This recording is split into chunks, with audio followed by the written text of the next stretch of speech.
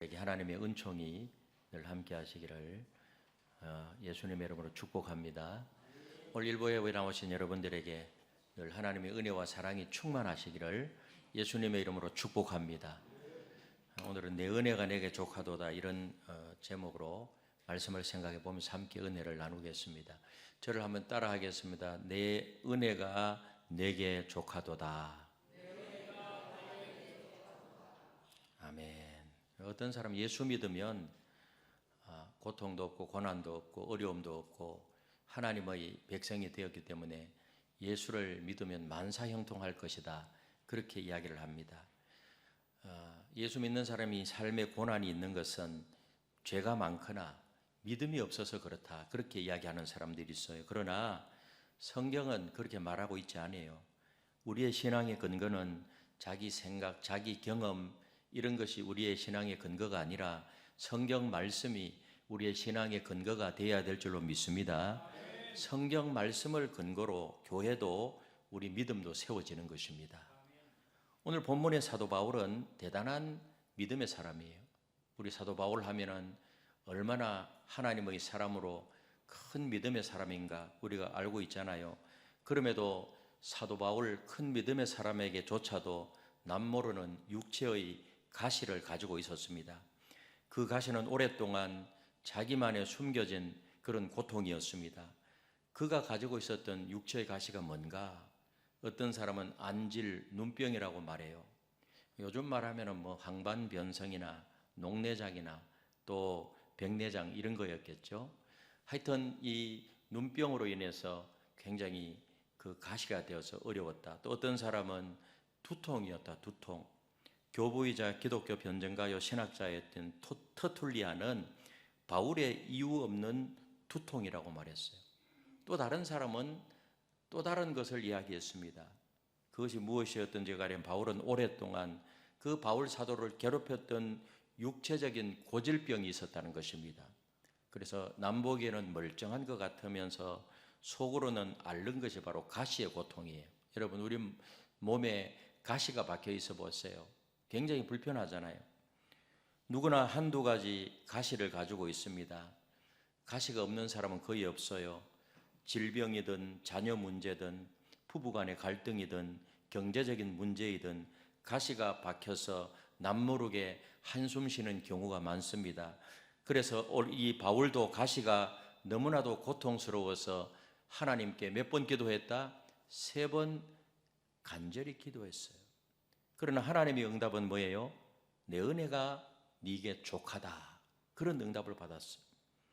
여러분, 고통당하는 사람에게 하나님의 은혜가 넉넉하다고 말할 수 있겠어요?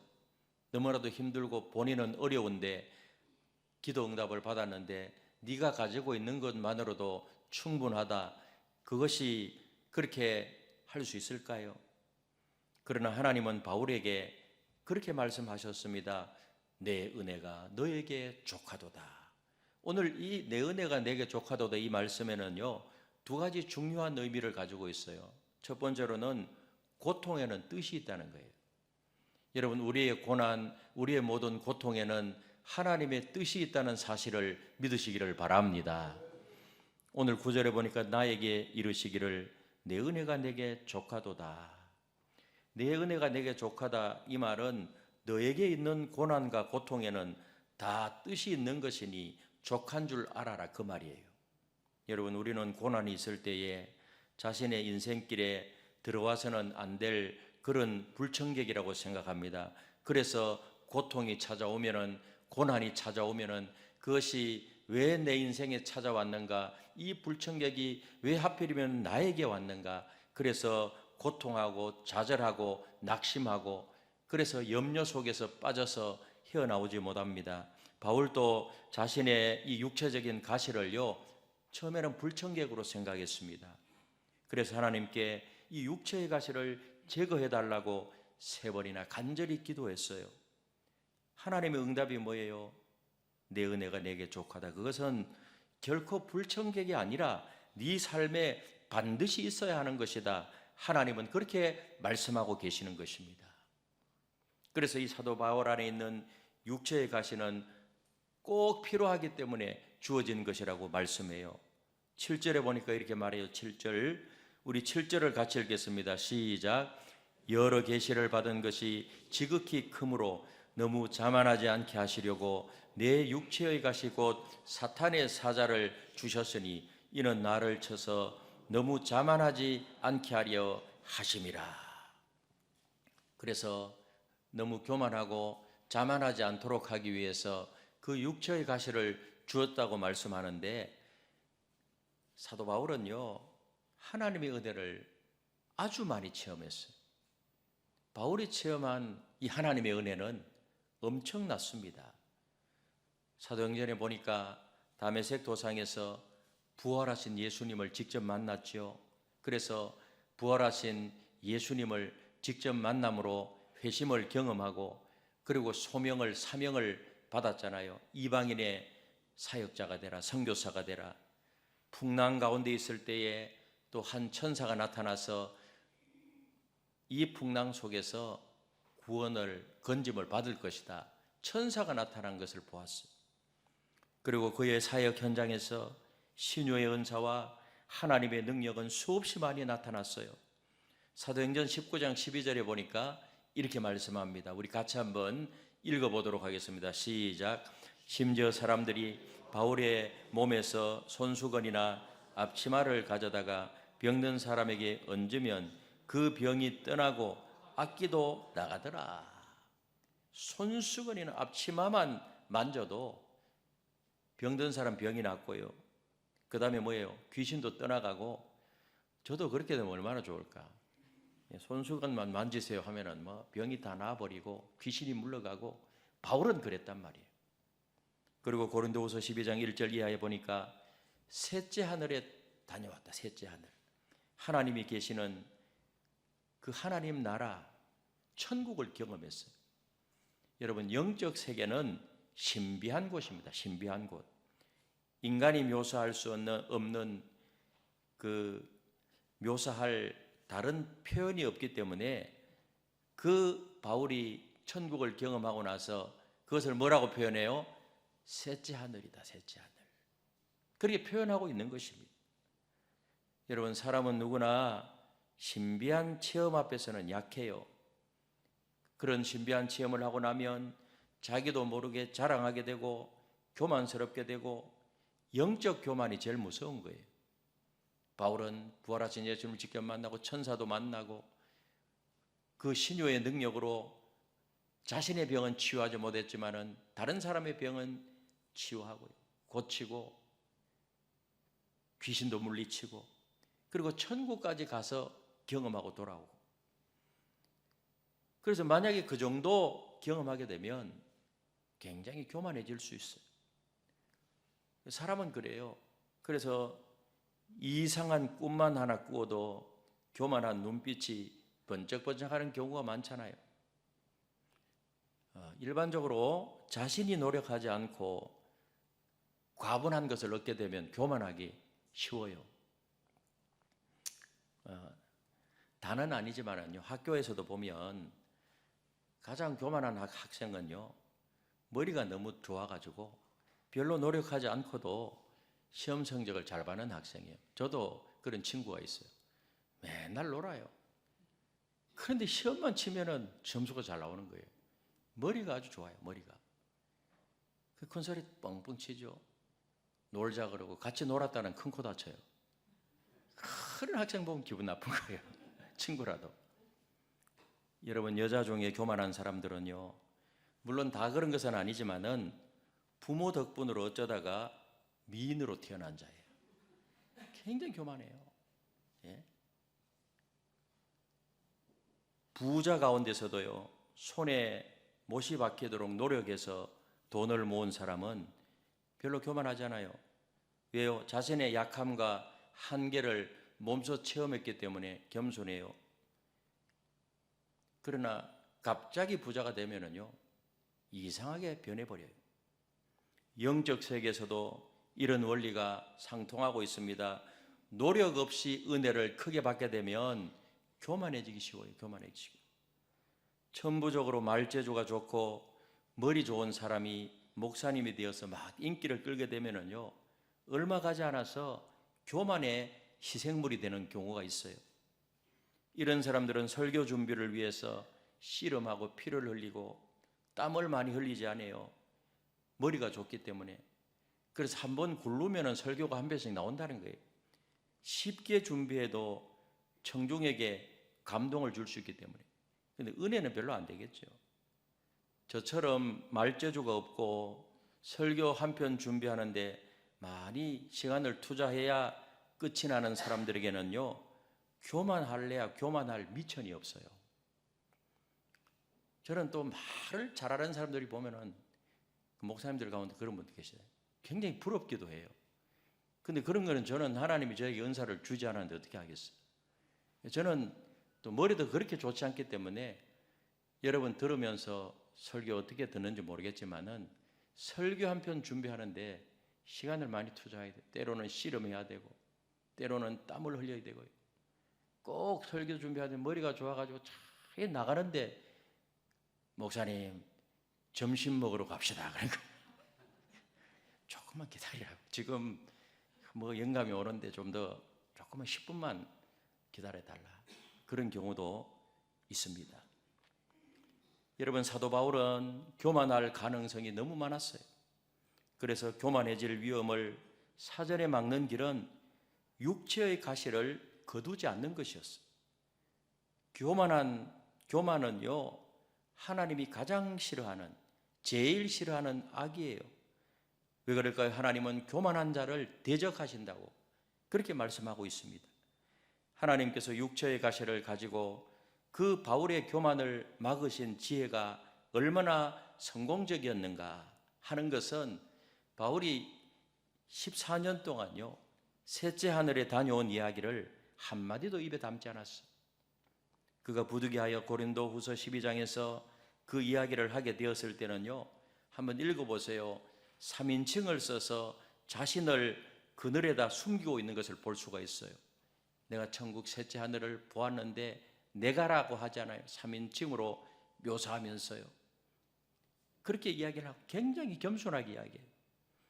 그런 육체의 가시를 통해서 오직 주님만을 자랑하는 겸손한 사람, 오늘의 나된 것은 주의 은혜라고 고백하는 겸손한 사람이 되었습니다. 우리나라의 유명한 목사님들을 가만히 보면은요, 이렇게 나름대로 가시를 가지고 있어요. 가시. 어떤 목사님은 질병의 가시가 있고요, 어떤 목사님은 자녀가 속을 썩여요. 어느 유명한 목사님은요, 아들이 계속 속을, 망나니 아들이. 그래서 그 목사님은 5월이 굉장히 고통스럽다는 거예요. 왜 5월이 고통스럽까요? 5월 달에 자녀 교육에 대해서 설교를 해야 되는데요, 자신의 아들이 그러하니까 그 내적인 고통은 헤아릴 수가 없다는 거예요. 그러나 그 목사님에게는 그것이 뭔가 하면 가시예요, 가시. 그분은 너무나 유명해서 그 일을 통해서 하나님께서 어떻게 할까요? 겸손하게 하는 거예요, 겸손하게. 여러분, 성도에게 있어서 고난은 절대로 우연이 아닙니다. 사실 우리 인생의 문제 가운데 고난의 문제만큼 신비롭고 심오한 것이 없어요. 그래서 고난은 신비라고 말해요. 많은 학자들이 고통의 문제에 대해서 크고 작은 책들을 수없이 썼지만은요, 아무도 그 고난의 깊이를 온전하게 파헤치지 못했어요. 의인들이 고통당하는 것을 보거나 바르게 살려고 하는 사람들이 실패하고요, 인생을 어둡게 지내는 것을 볼 때 고통에 대한 신비는 도무지 풀 수 없는 수수께끼 같은 거예요. 그래서 고난이 뭐냐? 인생에 찾아오는 고난은 신비예요. 완벽하게 알라고 하면 하나님 나라 가야 알아요. 예레미야도 그렇게 했어요. 그래서 막 하나님 앞에 항의해요. 예레미야 12장 1절에 보니까 이렇게 항의합니다. 우리 같이 한번 읽어보겠습니다. 시작. 여호와여, 내가 주와 변론할 때에는 주께서 의로우시니이다. 그러나 내가 주께 질문하옵나니 악한 자의 길이 형통하며 반역한 자가 다 평안함은 무슨 까닭입니까? 하나님은 너무 의로우신 하나님 아닙니까? 하나님 앞에 질문합니다. 왜 의인은 고난받고 악한 자의 길이 형통하고 반역한 자가 다 평안하면 무슨 까닭입니까? 왜 저 북한의 김일성, 김정일 그렇게 오래 살고요, 온갖 것 다 누리다가 살고 그렇게 악을 행해도 가만히 보면은 악한 사람들이 더 오래 사는 것 같아요. 예? 도대체 이게 어떻게 된 것입니까?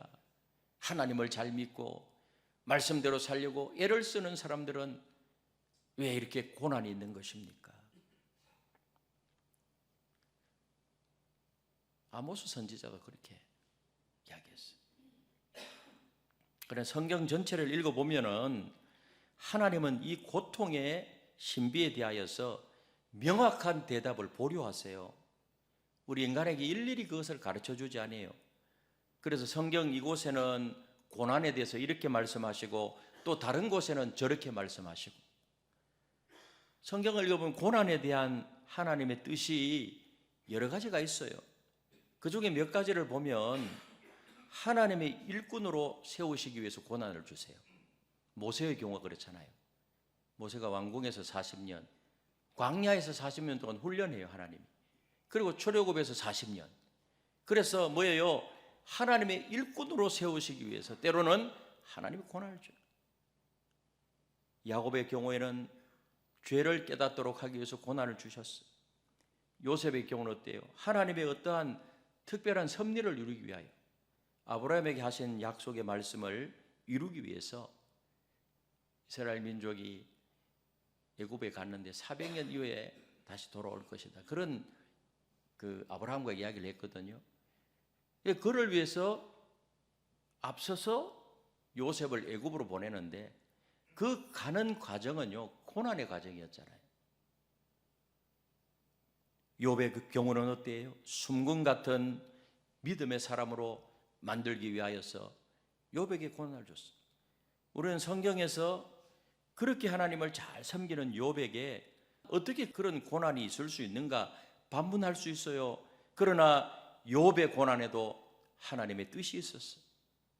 고난 중에 욥은 다음과 같이 고백합니다. 욥기 23장 10절에 보니 그러나 내가 가는 길을 그가 아시나니 그가 나를 단련하신 후에는 내가 순금같이 되어 나오리라. 할렐루야. 순금처럼 단련해서 나오리라. 그래서 이 고난이 다 지나가고 나서 욥이 뭐라고 고백해요? 욥기 42장 5절에 보니까 욥은 이렇게 고백합니다. 우리 같이 읽겠습니다. 시작. 내가 주께 대하여 귀로 듣기만 하였사오나 이제는 눈으로 주를 배움나이다. 고난 당하기 전에는 듣기만 했는데 고난을 통해서 뭐예요? 이제는 눈으로 주님을 배움나이다. 더 가까이 갔어. 하나님과 깊은 교제 가운데 들어갔다는 사실이 욥이 뭐를 통해서? 고난이라는 것을 통해서. 혹 여러분 중에 욥과 같이 온 마음을 다하여서 하나님을 향해 충성했음에도 고난이 있으십니까? 절대로 불평하거나 원망하지 마십시오. 하나님께 여러분과 깊은 영적인 교제를 가지시기 위해서 고난을 허락하신 것입니다. 그러나 여러분 가운데 아무리 생각해 보아도 현재 당하는 고난에 대한 그 하나님의 뜻을 알지 못하십니까? 기도를 해도 잘 모르십니까? 그래도 괜찮아요. 절대로 실망하지 마십시오. 성경을 보니까 많은 신앙의 위인들도 고난 중에 있을 때 그 고난에 대한 하나님의 뜻을 자기가 고난 당하고 있는 현장 속에서는 내가 왜 이런 것을 당해야 되느냐, 그 고난을 알지 못했어요. 모세도 욥도 당시에는 알지 못했어요. 지나고 나서 알았어요. 그러므로 우리가 당하는 고난에 대한 하나님의 뜻이 무엇인가 확실하게 알지 못할지라도 염려하지 마십시오. 다만 현재 당하는 고난에 하나님의 뜻이 있다는 사실을 믿으시기를 바랍니다. 그러므로 고난을 감당하게 되면 때가 이르러 하나님께서 깨닫게 해주실 줄로 믿습니다. 성경에 나오는 위대한 신앙의 위인들은 한결같이 고난을 통해서 세워진 자들이에요. 그래서 성경의 위인들이 고난이 없었던 사람은 없어요. 그들의 위대함은 고난이 없었던 것이 아니라 고난을 극복했다는 것입니다. 그 고난을 통하여서 하나님의 뜻을 깨달았다는 것입니다.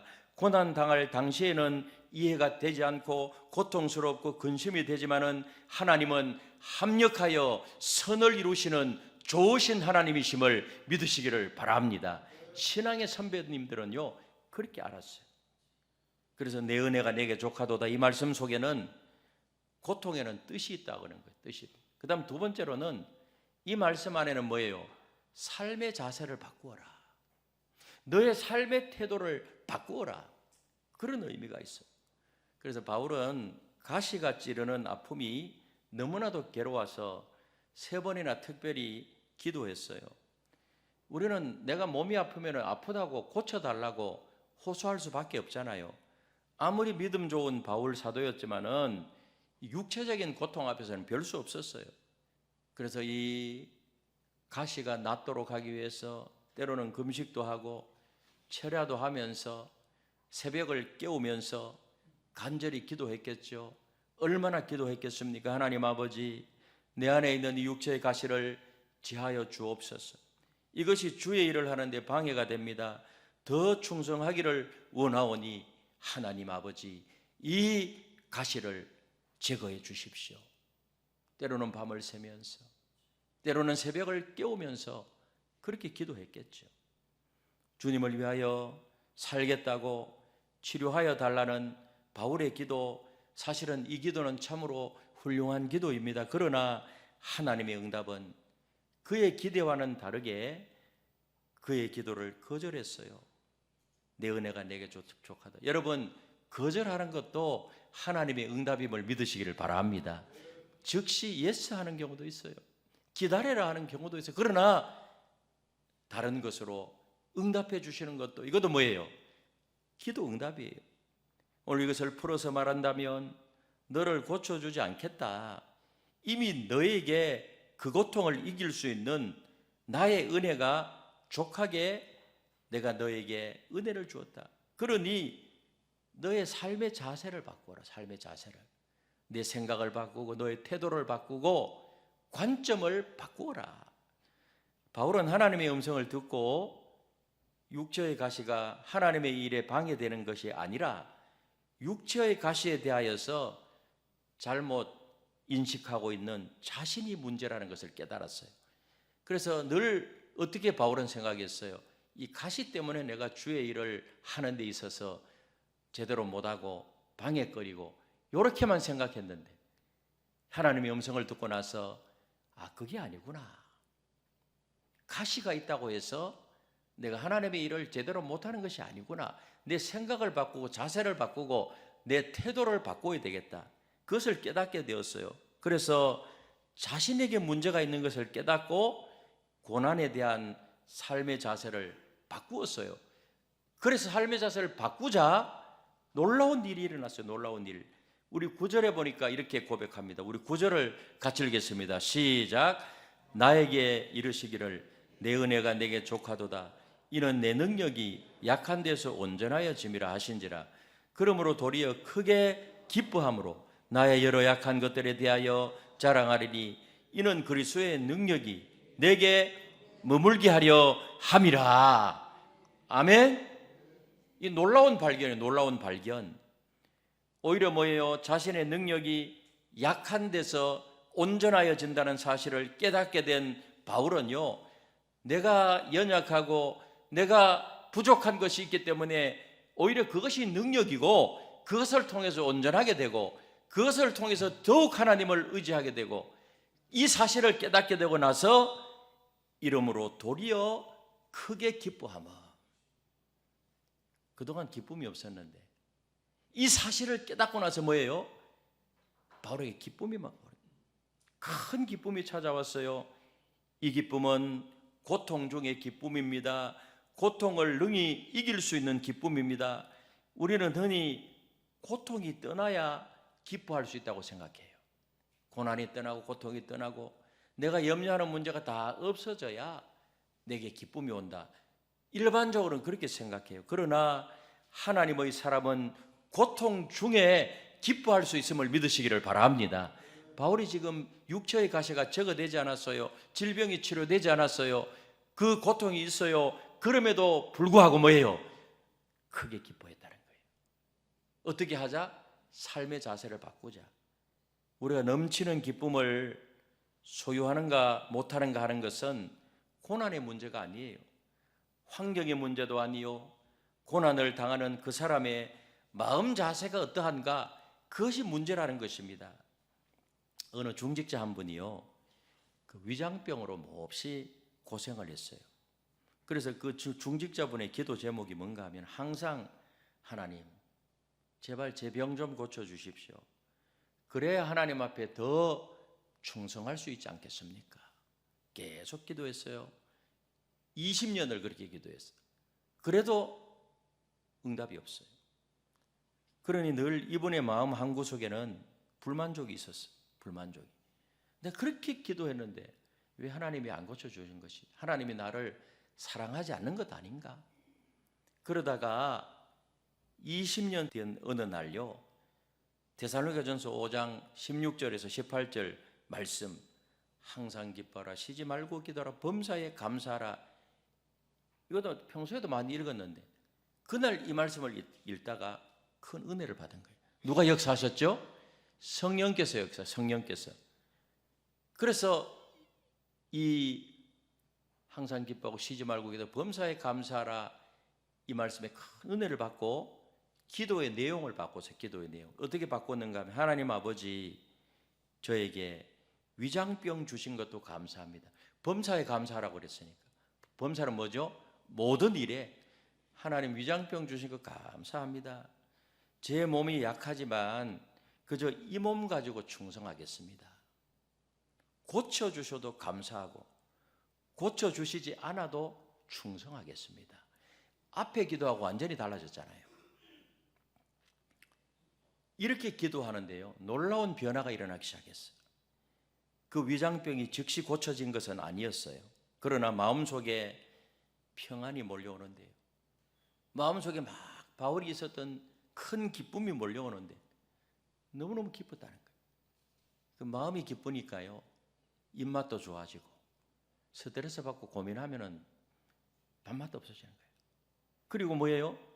소화도 잘 되고, 그렇게 하다 보니까 자연적으로 뭐예요? 면역 체계가 온전해지니까 후에 병도 나았다는 거예요. 아멘.